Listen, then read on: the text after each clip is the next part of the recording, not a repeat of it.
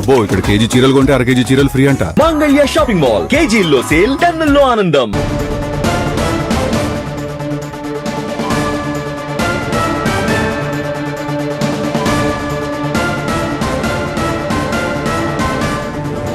ఈ రోజే కోటా శ్రీనివాసరావు అంత్యక్రియలు నిర్వహించాలని కుటుంబ సభ్యులు భావిస్తున్నట్లుగా తెలుస్తోంది.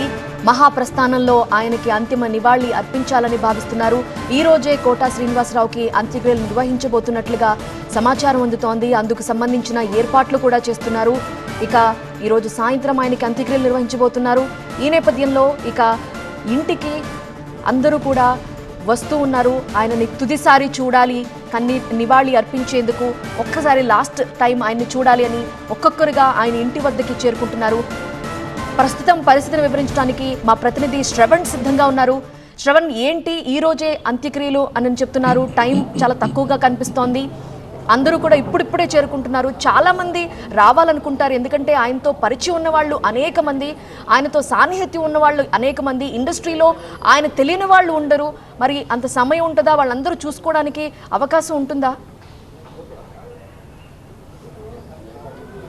ఖచ్చితంగా 4 దశాబ్దాల సినిమా ప్రయాణం, తనకంటూ ఒక ప్రత్యేక పేజీని తెలుగు సినిమా చరిత్రలో సుస్థిరం చేసుకున్న కోటా శ్రీనివాసరావు అంటే అందరికీ సుపరిచితమే. ప్రముఖ హీరోల నుంచి ఈ తరం హీరోల వరకు కూడా నటీనటులతో ఎంతో కలిసి పనిచేసిన కోటా శ్రీనివాసరావు అంటే అందరికీ అభిమానం. ఎందుకంటే ఆయన చేసిన పాత్రలు, చేసిన వేషాలు అంతా ప్రాముఖ్యత కలిగి ఉన్న పాత్రలు అవన్నీ కూడా అంటే చాలా సందర్భాల్లో కోటా శ్రీనివాసరావు వల్లనే సినిమాలు హిట్ కొట్టిన సినిమాలు చాలా సందర్భాలు ఉన్నాయి.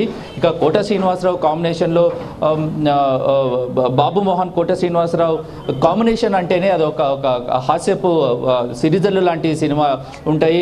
ఒక విలన్ పాత్ర, అసలు ఎటువంటి పాత్ర ఇచ్చినా పాత్రలో పరకాయ ప్రవేశం చేయడం అనేది కోటా శ్రీనివాసరావుకున్న టాలెంట్ అది. అందుకనే పద్మ పురస్కారాన్ని కూడా కోటా శ్రీనివాసరావును వరించింది. 2 రోజుల క్రితమే అంటే జూలై 10న తను పుట్టినరోజు జరుపుకున్నారు. 83వ వసంతాలు పూర్తి చేసుకున్నారు.